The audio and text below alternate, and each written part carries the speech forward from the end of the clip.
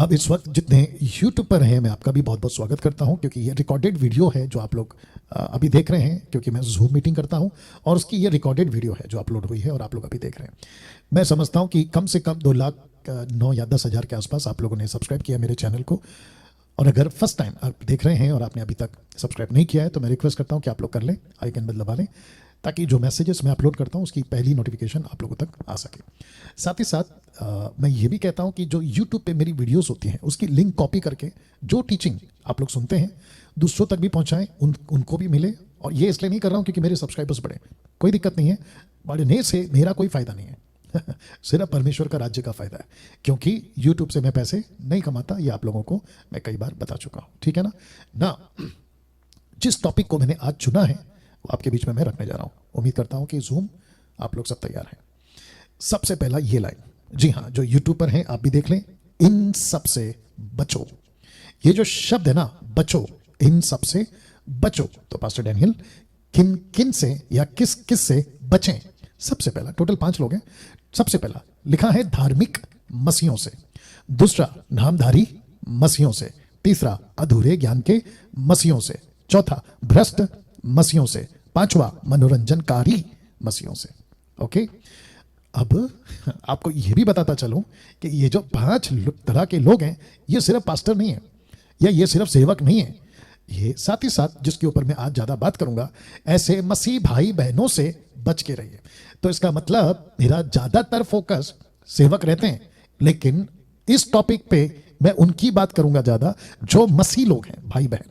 इसलिए लिखा है मसीहों से, मैंने सेवक नहीं लिखा है, अगर आप अभी समझ गए होंगे, क्योंकि एक वचन है, मैं पहले पढ़वा देता हूं। पहला कुरिन्थियों 15 अध्याय वचन 33 और 34, first Corinthians chapter 15 verse 33 and 34। देखो क्या लिखा है। लिखा है धोखा ना खाना।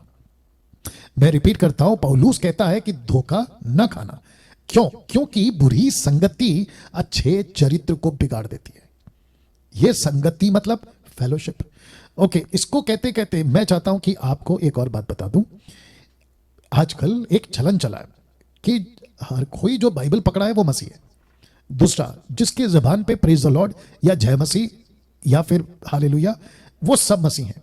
एक वक्त था हम भी मानते थे, लेकिन धोखा बहुत खा गए, क्योंकि हर कोई बाइबल पकड़ने वाला विश्वासी नहीं होता। अगर जूम के लोग सहमत हैं तो हाथ उठाकर सहमति जता सकते हैं।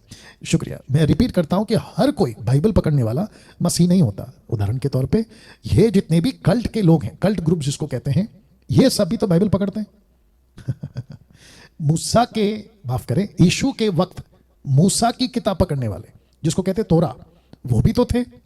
और जब यीशु का असेंशन हो गया, उठा लिया जाना, उसके बाद जब पवित्र आत्मा जी नीचे आ गए और उसके बाद चेलों ने सेविकाई शुरू करी, प्रेरितों ने, तो प्रेरितों की किताब जो कि मैं रखूंगा 15 अध्याय में मूसा की शिक्षाएं चलती थी। एक तरफ यीशु की शिक्षा, दूसरी तरफ मूसा की शिक्षा, तीसरी तरफ जॉन द बैप्टिस्ट की शिक्षा, प्रेरितों के 19 अध्याय में।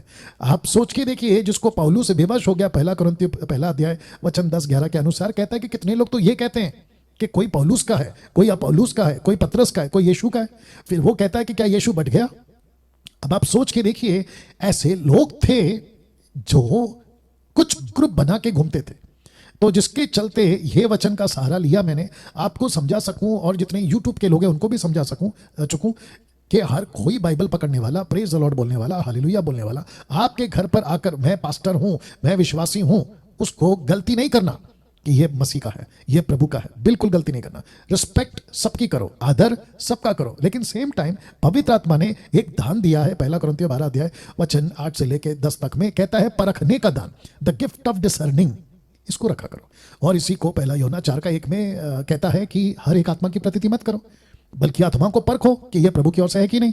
और उसी का पहला यूहन्ना 2:18 कहता है कि मसीह विरोधी अब भी हैं, एंटी क्राइस्ट, और वो तो आएगा जो मेजर है। लेकिन उसके पहले वो कहता है, तब आज से 2000 साल पहले, कि मसीह के विरोधी एंटी क्राइस्ट अभी भी है, वो कहता है जगत में। हाँ, तो जिसके चलते मुझको आपको समझना होगा कि हर कोई जो खुद को ईसाई कहता है या खुद को मसीह कहता है, उसकी जो संगति में कहता है फेलोशिप करो।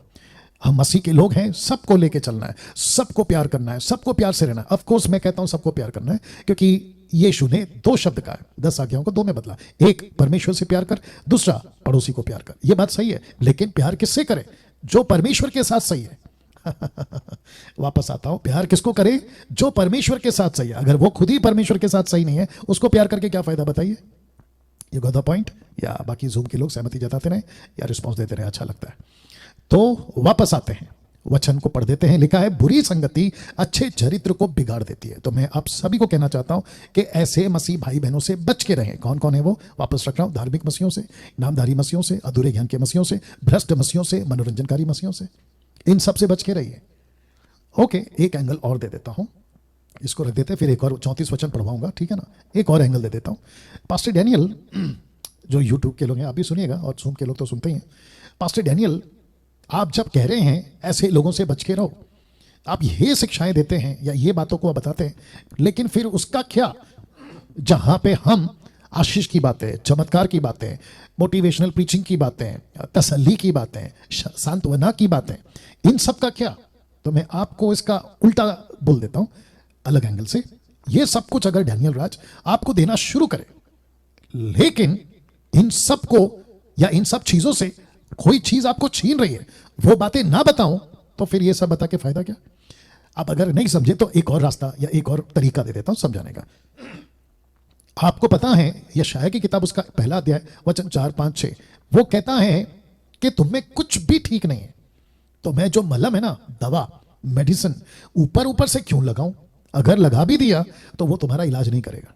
वैसे ही आप सभी को प्रोफेसी की बातें मैं करना शुरू कर दूं, मिरेकल्स की बातें करना शुरू कर दूं, ब्लेसिंग की बातें करना शुरू कर दूं, या ऐसे मसीह भाई बहन कहते हैं कि अरे यहां पे तो बड़ा मजा आता है, यहां पे तो यहां का पास्टर क्या क्या अच्छी अच्छी बातें सिखाता है, यहां किसी प्रकार का क्या कहते हैं ना, चोट पहुंचाना, परखना, या फिर है ना किसी की आलोचना करना, ऐसा कुछ नहीं होता। हमारा पास्टर सबको प्यार करता है, सबके साथ अच्छे से रहता है, देखो कितनी मजा आती है, हम तो यहां पे खूब इंजॉय करते हैं। मैं उसको भी रखूंगा आज, लेकिन इन सबको कोई छीन रहा है, इन सब की चीजों को कहीं से लीक हो रहा है, वो टपक रहा है, उसको ठीक नहीं किया जाए, उसको मरम्मत ना किया जाए, तो फिर फायदा क्या? इसको कहते कहते चलो डैनियल राज तो आज बोल रहा है, लेकिन पौलुस देखो कब से बोल रहा है। अगर ऐसा नहीं होता तो ये क्यों लिखता कि बुरी संगति अच्छे चरित्रों को बिगाड़ देती है? अब आप कहोगे पास्टर डैनियल ये बुरी संगति वाले अविश्वासी है। ओके ठीक है, वचन 34 पढ़ लीजिए। कॉन्टेक्स्ट में, संदर्भ में लिखा है, धर्म के लिए जाग उठो और पाप ना करो, क्योंकि कितने ऐसे हैं जो परमेश्वर को नहीं जानते। मैं तुम्हें लज्जित करने के लिए यह कहता हूं। अब कॉन्टेक्स्ट में कौन है आप लोग बताइए? ये अविश्वासी लोग हैं या मसीह के लोग हैं? धर्म के लिए जाग उठो, इसका इंग्लिश ट्रांसलेशन ऐसा है, come back to your senses. धर्म का मतलब क्रिश्चियनिटी नहीं, न्यू इंटरनेशनल वर्जन कहता है come back to your senses, मतलब तुम अपने सेंस में वापस आ जाओ। दूसरे शब्दों में, तुमने क्या शुरुआत की थी उसमें वापस आ जाओ। तो लिखा है कि धर्म के लिए जाग उठो। कैसा लग रहा है अभी तक? तो यहां पे बुरी संगति का मतलब अविश्वासी नहीं है। और पौलुस तो कहता है इसी पत्री में, पहला कुरिन्थियों उसका 5वां अध्याय वचन 9 में वो कह चुका है, अविश्वासियों के साथ में अगर मैं संगति मत करो ऐसा कहता तो तुमको जगत से निकल जाना पड़ता। ये कहता है, वो कहता है संगति करो। वो संगति इसलिए करो ताकि उनको वचन सुना सको।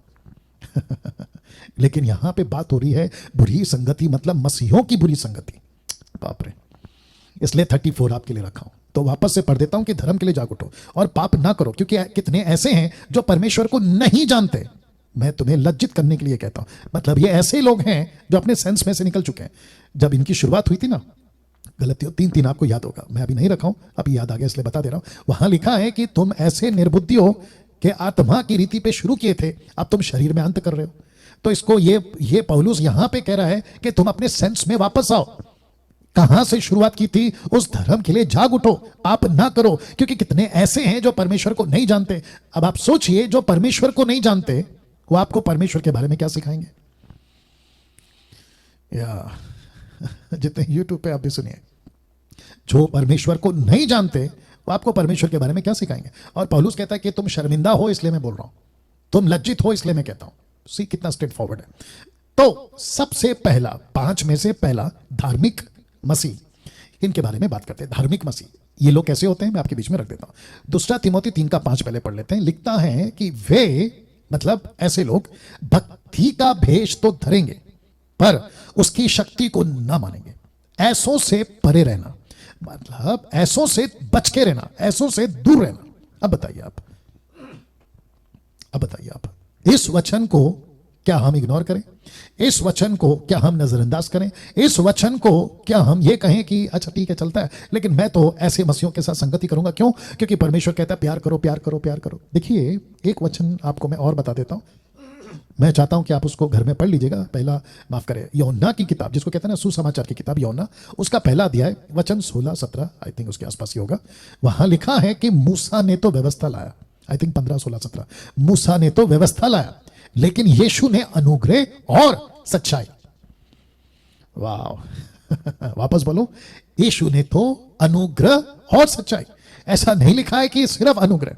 अगर अनुग्रह लिखा होता तो मैं समझता हूं कि सब कुछ करो, जैसे रोमियो का 6वां अध्याय वचन 1 में लिखा है, क्या हम पाप करते रहें कि अनुग्रह बहुत है? बिल्कुल नहीं। वो कहता है कि अगर प्रेम है तो उसमें सच्चाई होनी चाहिए, ईमानदारी है तो उसमें सच्चाई होनी चाहिए, प्रॉस्पेरिटी है तो उसमें सच्चाई होनी चाहिए, ब्लेसिंग्स है तो उसमें सच्चाई होनी चाहिए। अनुग्रह की बातें डैनियल राज करेगा, लेकिन सच्चाई से। वाह आई बात समझ में? तो पौलुस कहता है वे भक्ति का भेष तो धरेंगे। इसका मतलब देखिए, भक्ति का भेष या भेष जो भी है, भक्ति का भेष तो धरेंगे।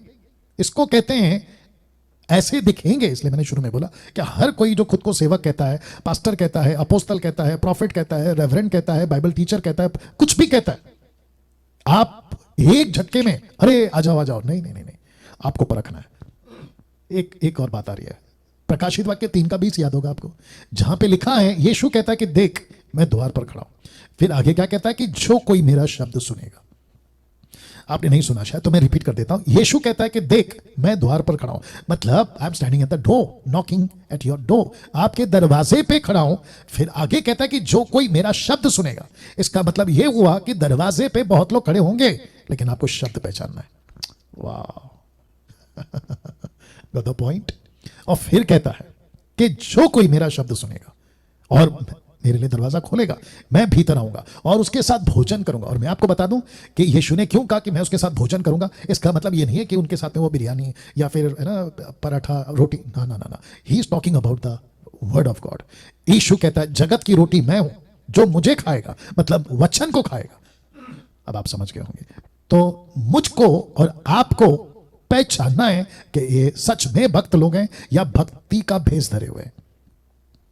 आपको पहचानना है। फेसबुक पे, यूट्यूब पे, कन्वेंशन में, कॉन्सर्ट में, क्रूसेड में, मेगा चर्चेस में, कहीं पे भी आपको जब भी कोई दिखा, मैं फिर कहता हूं, सिर्फ एमएमबी को नहीं सबको कहता हूं, धोखा नहीं खाना। मैंने वचन पढ़वा दिया आपको, 1 कुरिन्थी 15:33, धोखा नहीं खाना।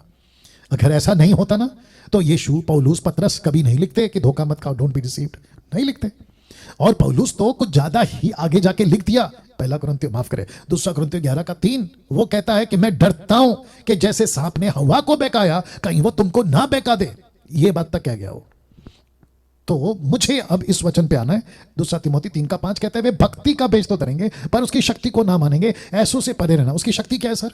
अब कुछ लोग इसका गलत इंटरप्रेट करते हैं, कहते हैं कि शक्ति मतलब पवित्र आत्मा का सामर्थ्य, चमत्कार, नीचे गिराना, उठापटक करना। बिल्कुल नहीं। उसकी शक्ति कहां से आती है? वचन से। यीशु की शक्ति का मतलब क्या है? उसका राज्य, चमत्कार नहीं सर।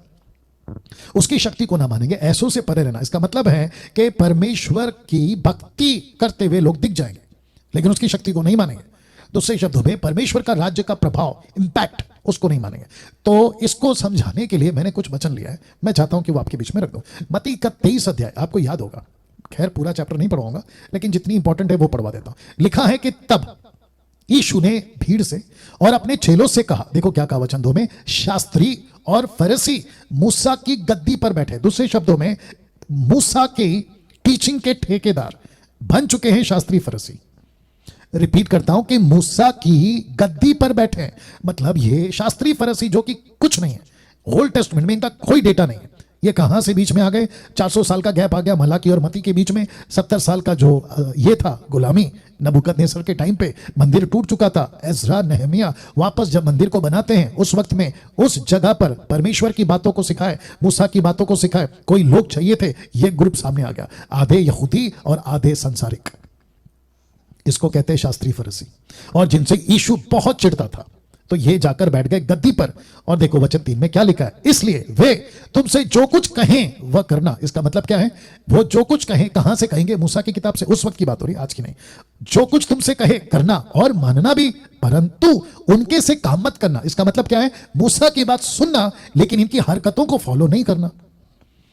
या तो आपको भी मैं वही कहूंगा आप जब किसी को भी सुनते हैं, जहां तक वचन है ठीक है आप अच्छे हो, जहां तक वचन की बात हो रही है ठीक है आप अच्छे हो, जहां तक टीचिंग की बात है यीशु की आप अच्छे हो, लेकिन पता चला कि ये सिखाते कुछ और हैं, करते कुछ और हैं, बोलते कुछ और हैं, बताते कुछ और हैं, कहता है कि परंतु उनके से काम मत करना, क्योंकि वे कहते तो हैं पर करते नहीं है। सीधे वाह कैसा लग रहा है वापस आता हूं, वे कहते तो हैं पर करते नहीं है।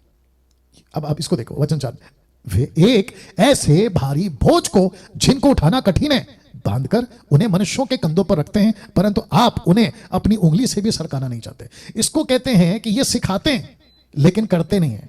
ये कहते हैं बाइबल ऐसी कहती है, बाइबल वैसी कहती है, लेकिन खुद कुछ नहीं करते। तो यीशु ने तब इनके बारे में कहा था। अब आपको एक प्रश्न पूछता हूं, अगर आप लोग सहमत है तो थम करके बता देना, क्या इनकी जैसी आत्मा, शास्त्री फरीसियों की आत्मा, क्या इनकी जैसी टीचिंग आज नहीं है? क्या ऑफकोर्स है, ऑफकोर्स है। क्या इनकी जैसी बातें आजकल नहीं हो रही है? ऑफकोर्स है। तो फिर यीशु क्या कहता है, बच के रहो। पौलुस क्या कहता है, बच के रहो।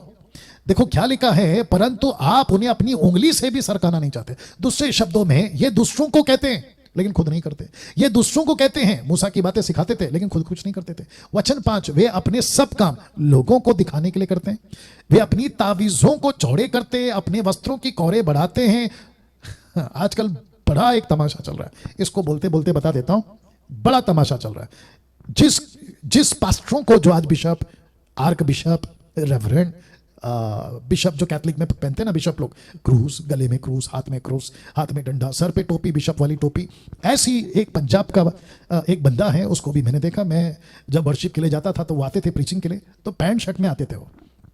अब पता चला है कि भाई साहब ने भी बिशप का कपड़ा पहन लिया, और क्या था वो, कुछ तो गुरुद्वारा था सरदारों का, उसके बीच में खड़ा होकर वो प्रीच कर रहा है पूरे के पूरे झोले के साथ। उसको देख कर ही मैंने बोला ये व्यक्ति लाखों के लिए ठोकर का कारण बनेगा, लाखों के लिए। हाँ, अगर मरने से पहले सुधर गया तो स्वर्ग जाएगा, लेकिन नहीं सुधरा तो पक्का नरक जाएगा। देखो यीशु ने क्या कहा, अपने सब काम लोगों को दिखाने के लिए करते हैं। तो उस वक्त भी ऐसे लोग थे, आज भी ऐसे लोग हैं। उस वक्त भी ऐसे मसीह लोग थे, आज भी ऐसे मसीह लोग हैं। अगर इस वीडियो को उस पास्टर तक जो अभी बिशप का कपड़ा पहन के गुरुद्वारा में, सरदार के गुरुद्वारा में खड़ा, मैं उसका नाम जानता हूं, यहां पर है लेकिन नहीं बोलूंगा उस व्यक्ति के ग्रुप के लोग, उसके चर्च के लोग अगर अभी ये वीडियो देख रहे होंगे, वो पक्का कहेंगे डैनियल राज तुम गलत हो, गलत हो। तो मैं ऐसों से बचो ये कह रहा हूं। तो इसलिए नाम क्या रखा है, पहला धार्मिक मसीहों से। अब आपको समझ में आ गया होगा।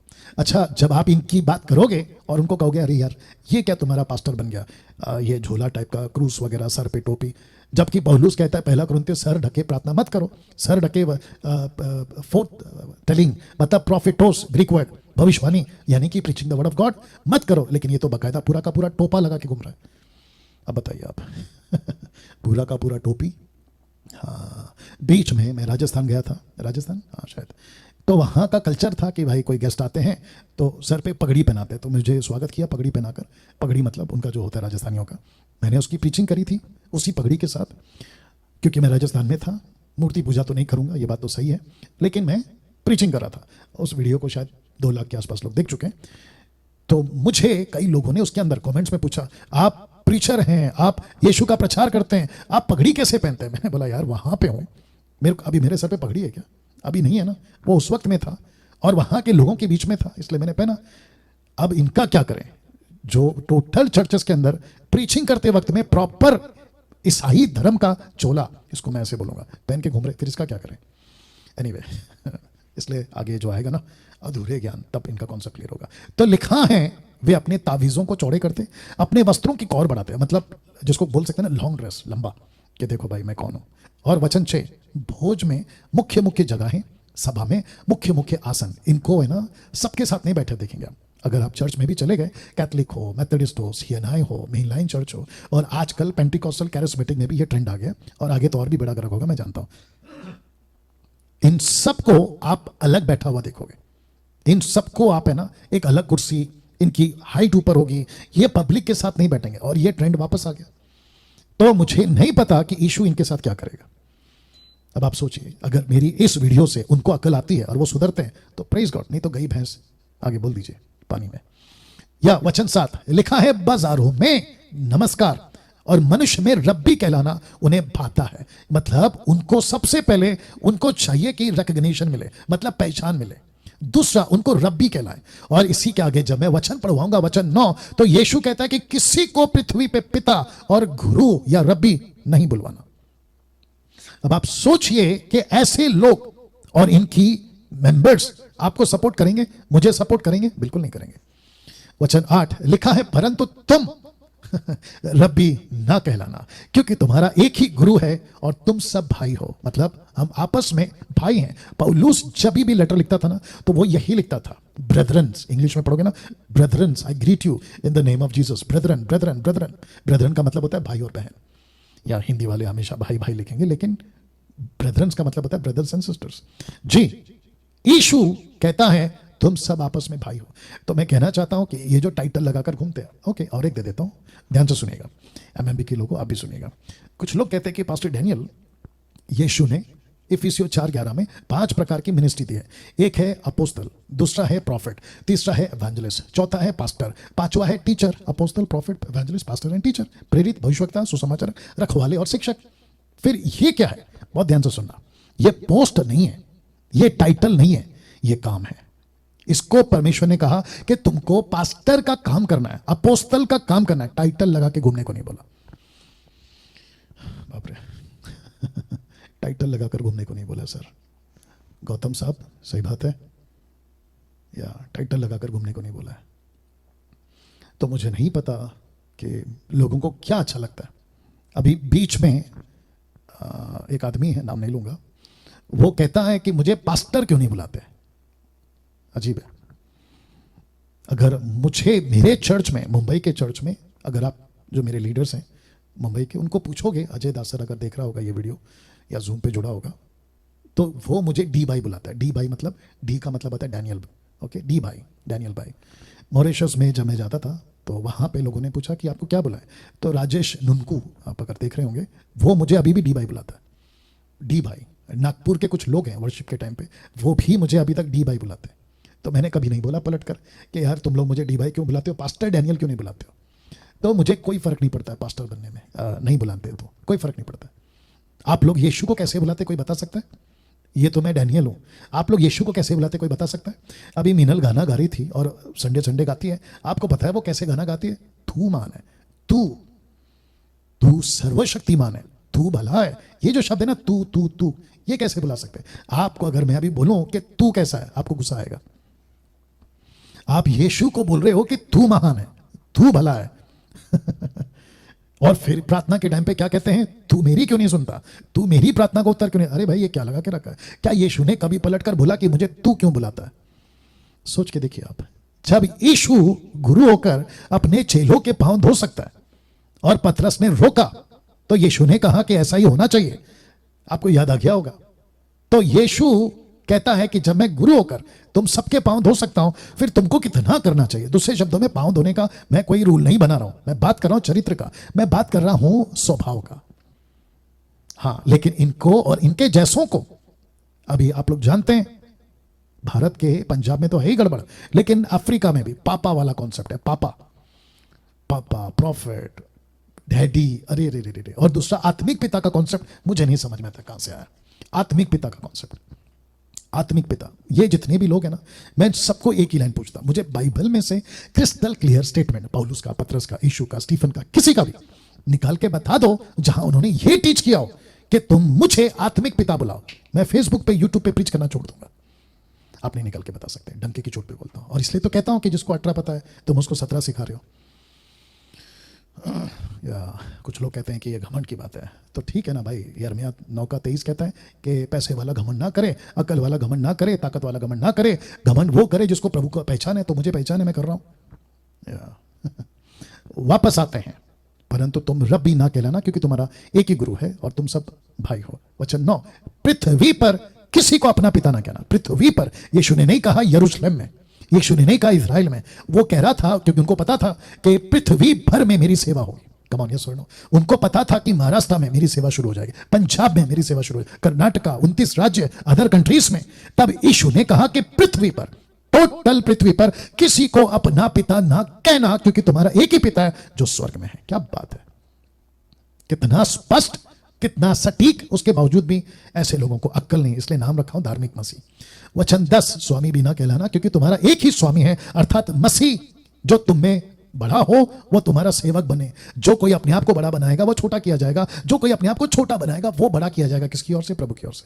तो मैं वापस कहता हूं कि खुद को छोटा बनाओ, खुद को छोटा बनाओ। नहीं भागना है पद के पीछे, नहीं भागना है टाइटल के पीछे, नहीं भागना है पापा बुलाओ, नहीं कहना कि डैडी बुलाओ, नहीं कहना कि प्रॉफिट बुलाओ। आप यीशु के सेवक हैं, आप यीशु के नौकर हैं। आप और हम सब यीशु के चुने हुए, उसके लहू से खरीदे हुए लोग हैं।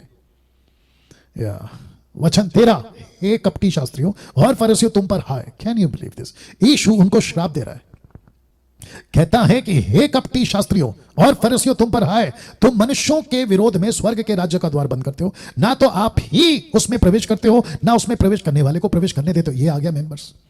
पास्टर तो बिगड़ा है, बिशप तो बिगड़ा है, अपोस्टल तो बिगड़ा है, डॉक्टर भी बिगड़ा है, डिग्री की बात कर रहा हूं। ये सारे के सारे तो बिगड़े, ये खुद भी नरक जाएंगे, इनके फॉलोवर्स भी, आगे बता दीजिए, नरक जाएंगे। अब मैं ऐसी बातें करता हूं तो कुछ लोगों को बुरा लगता है, लेकिन इन वचनों को पढ़ते वक्त में आप क्या करते हो? आंख बंद कर लेते हो क्या? अरे इसको नहीं पढ़ेंगे। नहीं, आपको पढ़ना पड़ता है और आपको सिखाना पड़ता है, आपको सिखाना पड़ता है, क्योंकि यीशु की बातें आपको सिखाना ही है। यही तो करता था पौलुस। एक्ट चैप्टर 28 का वर्स 30 में कहता है 2 साल तक मैं भाड़े के घर में रहा और यीशु की बातें सिखाता रहा। तो मैं क्या करूं फिर? मैं किसकी बातें सिखाऊं? संस्था की? मैं किसकी बातें सिखाऊं? डिनोमिनेशन की? मैं ये बातें क्यों सिखाऊं? क्योंकि सबको खुश रखना है। मैं वो सिखाऊंगा जो यीशु को कहा गया करने के लिए। गलतियों की किताब में पौलुस कहता है, आई थिंक पहला अध्याय वचन 10 में, वो कहता है मैं मनुष्यों को खुश करूं या परमेश्वर को? बताइए। तो जिसके चलते वो कहता है ना तो आप ही उसमें प्रवेश करते हो, ना उसमें प्रवेश करने वाले को प्रवेश करने देते हो। तो मेरी जो वीडियोस है ना यूट्यूब पे, फेसबुक पे जब आती है, काफी लोग शेयर करते हैं, मैं जानता हूं, लेकिन उसमें से कुछ ऐसे ग्रुप हैं कहते हैं कि डैनियल राज की वीडियो शेयर मत करो। बोले क्यों? आंखें खुल जाएगी ना, लोग सत्य को पहचान लेंगे। फिर पापा कौन बुलाएगा, फिर प्रॉफिट कौन बुलाएगा, फिर लेइंग हैंड्स कौन करवाएगा, 20-25 हजार पैसे कौन देगा, और उनके चर्च में कुर्सी कौन गर्म करेगा? ये सब तो बंद हो जाएगा, उनका पैसा खत्म हो जाएगा, कलेक्शन खत्म हो जाएगा। और जिसके चलते इनकी दुकानें बंद होगी, तो डैनियल राज की वीडियो मत भेजो। ठीक है, नहीं भेजेंगे। चलो एक काम करते हैं, आप लोग मत देखो, लेकिन एक ना एक दिन, जैसे प्रकाशित वाक्य उसका 3रा अध्याय वचन 19, आई थिंक मैं कल बात करूंगा, लिखा है कि मैं ताड़ना उसी को देता हूं जिससे मैं प्यार करता हूं, ताकि वो सुधरे। अगर इन बिरादरियों के बीच में, अगर परमेश्वर लौदीकिया की कलीसिया को अगर मौका देता है कि मैं ताड़ना कर रहा हूं ताकि तुम मन फिराओ, तो वैसे ही मेरे वीडियोस होते हैं यीशु की तरफ से। ये मेरा प्रचार नहीं होता है, यीशु की तरफ से अगर आपको मन फिराने का मौका, अगर इस वीडियो के माध्यम से, यही तो लिखा ना इब्रानियों 4:8 में, यदि आज तुम उसकी आत्मा की आवाज सुनो तो अपने मन को कठोर मत करो। क्योंकि आपको लगता होगा कि डैनियल राज बात कर रहा है, बिल्कुल नहीं। लोगों को लगा, शास्त्री फरीसियों, क्योंकि ये तो जॉन द बैप्टिस्ट है, ये बात कर रहा है, अरे ये तो मरियम का बेटा है, ये तो बढ़ई कारपेंटर का बेटा है, ये बात कर रहा है। बिल्कुल नहीं। यीशु ने कहा मेरी बातें मेरी नहीं, बल्कि भेजने वाले की बातें हैं। वाह। सी वचन 14 कहता है, हे कपटी शास्त्रियों फरीसियों तुम पर हाय, तुम विधवाओं के घरों को खा जाते हो, अपने दिखाने के लिए बड़ी देर तक प्रार्थना करते रहते हो, इसलिए तुम्हें अधिक दंड मिलेगा। Can you believe this? शास्त्री फरीसियों को दंड मिलेगा, ऐसे लोगों को दंड मिलेगा जो उनको फॉलो करते हैं। Can you believe this? वचन 15, हे कपटी शास्त्रियों फरीसियों तुम पर हाय। अभी तक 3 बार हाय हो गया, यानी कि वो श्राप श्राप श्राप। तुम एक जन को अपने मत में लाने के लिए सारे झल थल में फिरते हो। मतलब तुम अपने किसी को कौम में लाने के लिए, अपने फेलोशिप में लाने के लिए तुम जमीन आसमान एक कर देते हो, और जब वो मत में आ जाता है, अब जरा ध्यान दीजिएगा, तो उसे अपने से दूना नरकीय बना देते हो। अपने से दूना नरकीय बना देते हो। वो फिर अच्छा ही था ना जो दारू पी के नरक जा रहा था, तुमने उसको अंदर लाकर यह आशा थी कि यार तू स्वर्ग जाएगा, लेकिन पता चला तेरी वजह से वो वापस नरक में जा रहा है। तो फिर अच्छा खासा दारू, नशा, सिगरेट, गुटखा जो भी है खा पी के वो नरक जाए, तड़प तड़प के नरक क्यों जाए? अब बताइए, राइट बंधु कामले जी? या वचन 16 लिखा है कि हे अंधे को तुम पर आए। ये 4थी बार आ गया। जो कहते हो कि यदि कोई मंदिर की शपथ खाए तो कुछ नहीं, परंतु यदि कोई मंदिर के सोने की सौगंध खाए तो उससे बन जाएगा। वचन 17, हे मूर्खों। क्या बात है, यीशु ने मूर्खों बोला। देखिए कुछ लोग कहते हैं कि डैनियल राज मूर्ख बुलाता है, तो फिर यीशु मुझे कहते हैं कि जो मूर्ख बुलाता है नरक जाएगा। तो मैं आपको पूछना चाहता हूँ, यीशु ने मूर्खों को बोला, मूर्खों बोला, तो क्या यीशु भी नरक जाएगा? अब इसके ऊपर वीडियो बना के बताओ। इसके ऊपर वीडियो बना के बताओ। तुम लोग कहते हो ना कि डैनियल राज मूर्ख बोलता है, मत्ती की किताब के हिसाब से जो मूर्ख बोलेगा वो नरक में जाएगा। ए मेरे भाई, बात को समझा करो। एनीवे, दूध पीते बच्चों को कहाँ वचन का ज्ञान रहता है। एनीवे, कोई बात नहीं। लिखा है, हे मूर्खों और अंधों, कौन बड़ा है, सोना या मंदिर जिससे सोना पवित्र होता है? वचन 18 कहता है, फिर कहते हो कि यदि कोई वेदी की शपथ खाए तो कुछ नहीं, परंतु जो भेंट उस पर है यदि कोई उसकी शपथ खाए तो बन जाएगा। वचन 19, हे अंधे, हे अंधो, कौन बड़ा है, भेंट या वेदी जिससे भेंट पवित्र होता है? इसलिए जो वेदी की शपथ खाता है उसकी ओर से और जो कुछ उस पर है उसकी भी शपथ खाता है। वचन 21, जो मंदिर की शपथ खाता है वह उसकी और उसमें रहने वालों की भी शपथ खाता है। जो स्वर्ग की शपथ खाता है वह परमेश्वर के सिंहासन और उस पर बैठने वाले की भी शपथ खाता है। वाह। वचन 23, हे कपटी शास्त्रियों और फरीसियों, तुम पर हाय, 5वीं बार, तुम पुदीने, सौंफ, जीरे का दशमांश तो देते हो, क्योंकि वे यहूदी थे ना, तो उनको देना था। आज आपको और मुझे देने की जरूरत नहीं, क्योंकि कुछ लोग इसी मत्ती 23 का अलग कॉन्टेक्स्ट के बाहर कहते कि देखो दशमांश का जिक्र है तो तुम भी दो। पब्लिक उल्लू बनती है, पब्लिक उल्लू बनती है, और उल्लू बन जाती है क्योंकि उल्लू बनाया जाता है। अकल नहीं है ना, बाइबल नहीं पढ़ते। लिखा है, परंतु तुमने व्यवस्था की गंभीर बातों अर्थात न्याय, दया, विश्वास को छोड़ दिया है। चाहिए था कि उन्हें भी करते रहते और उन्हें भी ना छोड़ते। अब देखो, आई थिंक मुझे कल या परसों कॉल आया था, आई थिंक पंजाब से आया था। वो भाई अगर अभी देख भी रहे होंगे, तो कह रहे थे कि उन्होंने जिस चर्च में वो जाते थे वहां दशमांश का सिस्टम था, ताइद का सिस्टम था। कहा कि अगर आप ताइद नहीं देते हो तो गलत है, तो ताइद देना चाहिए। तो उसने क्या किया, ताइद नहीं दिया, उसने किसी गरीब की मदद कर दी। तो उसके पास्टर को पता चला, वो कहता है तेरे पे श्राप आएगा। वाह, इसको कहते हैं लेवल ऑफ फुलिशनेस, मतलब मूर्खता की सारी सीमा पार कर दिया। तो जितने यूट्यूब के लोग हैं, आपको बिल्कुल खुली आवाज में स्पष्ट बोल रहा हूं, आपको किसी पास्टर को, किसी सेवक को, किसी मिनिस्ट्री को यहूदी के कॉन्सेप्ट में दशमांश देने की जरूरत नहीं है। बल्कि 10 क्यों दे रहे हो? और ऐसी संस्था में, जो ऐसी संस्थाओं को दो जहां सही काम हो रहा है, और वहां 10 क्यों, 20 दीजिए, 30 दीजिए, टोटल 100 दीजिए, आपकी ताकत है तो। लेकिन अगर कोई उल्लू बना रहा है कि परमेश्वर का पैसा परमेश्वर के मंदिर में लाओ, तो मैं पूछना चाहूंगा, परमेश्वर का मंदिर का कौन सा बाइबल में कहां पर है? मुझे प्लीज बता दे। कोई नहीं बता पाएगा, वो बात अलग है। दूसरा, अगर आपको लगता है कि कोई गरीब है, सड़क पे कोई बच्चा चल रहा है, उसको पैर में चप्पल नहीं है, कड़क धूप है, उसको उस पैसे से चप्पल खरीद के दे दो। यही तो लिखा है ना, गंभीर बातों को तुमने ध्यान नहीं दिया, अर्थात न्याय, दया, विश्वास को छोड़ दिया, विश्वास को छोड़ दिया। तो दया दिखाओ। तो वापस कहता हूं, और मसीह मंथन क्या कर रहा है? यही तो काम कर रहा है। या एनीवे, उसके ऊपर फिर कभी बात करेंगे। 24, लिखा है कि अंधे अगुओ, तुम मच्छर को तो छान डालते हो परंतु ऊंट को निगल जाते हो। Can you believe this? Total ऊंट को निगल जाते हो, मच्छर को छान जाते हो। हे कपटी शास्त्री फरीसी, तुम पर है, 6वीं बार, तुम कटोरे और थाली को ऊपर ऊपर से मांजते हो, परंतु वे भीतर अंधेरे असंयम से भरे हुए हैं। अंधेरे और असंयम से मतलब तुम टोटल सड़ी हुई लाश हो, कब्र। देखो क्या लिखा है वचन 26 में, हे अंधे फरीसियों, पहले कटोरे थाली को भीतर से मांज के वे बाहर से स्वच्छ हो।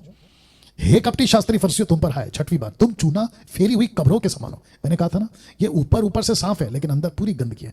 जो ऊपर से तो सुंदर दिखाई देती, परंतु भीतर मुर्दों की हड्डियों और सब प्रकार की मलिनता से भरी हुई, मतलब गंदगी से भरी हुई है। वचन 18, इसी रीति से तुम भी ऊपर से मनुष्यों को धर्मी दिखाई देते हो। ऊपर से तुम मनुष्यों को धर्मी दिखाई देते हो, परंतु भीतर कपट अधर्म से भरे हुए हो। हाँ, अब बताइए सर। वचन 26 लिखा है, हे कपटी शास्त्रियों और फरीसियों, तुम पर हाय, तुम भविष्यवक्ताओं की कब्रें संवारते और धर्मियों की कब्रें बनाते हो।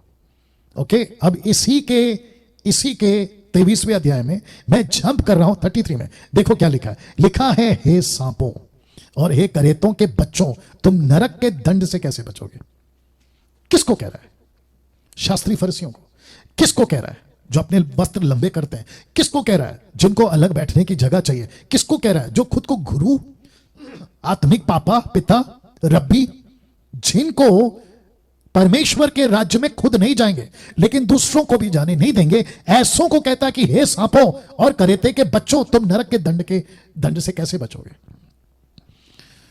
अब मुझे बताइए, इनको फॉलो करने वाले मसीहों को, जिसको मैंने पहला नाम दिया है अधर्मी मसीहों, इनकी ग्रुप है साहब, ये अपने लीडर को, अपने पास्टर को मर जाएंगे ऐसा सपोर्ट करेंगे। कहते हमारे पापा को कुछ नहीं कहना, हमारे गुरु को कुछ नहीं कहना, हमारे पास्टर को कुछ नहीं कहना, नहीं तो हम ये करेंगे वो करेंगे। अरे बाप रे, ऐसी बिरादरियां हैं। मरकुस का 7:13 देखो क्या कहता है, इस प्रकार तुम अपनी रीतियों से जिन्हें तुमने ठहराया है परमेश्वर का वचन टाल देते हो और ऐसे ऐसे बहुत से काम करते हो। वचन 7:14 कहता है, उसने लोगों को अपने पास बुलाकर उनसे कहा, तुम सब मेरी सुनो और समझो। इसका मतलब क्या है? इनकी मत सुनो, इनको मत समझो।